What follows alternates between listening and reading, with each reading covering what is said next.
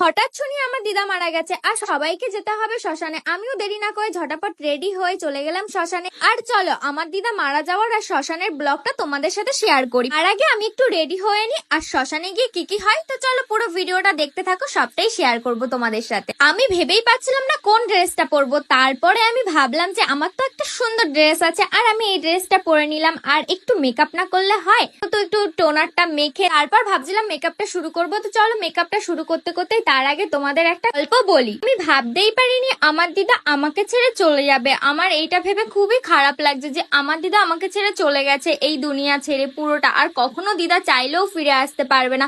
যাই হোক, সবারই একদিন না একদিন উপরে যেতে হবে, এইটা নিয়ে মন খারাপ করে আর কিছুই হবে না, এইটাই নিজের মনকে বুঝ দিচ্ছিলাম। তাও মনটা কেমন করছে দিদার জন্য, খুবই কষ্ট হচ্ছিল আমার দিদার জন্য যে দিদা দুনিয়া ছেড়ে চলে গেল। আমার ছোটবেলার থেকে যার সাথে এত কথা এত কিছু, যাকে আমি সবকিছু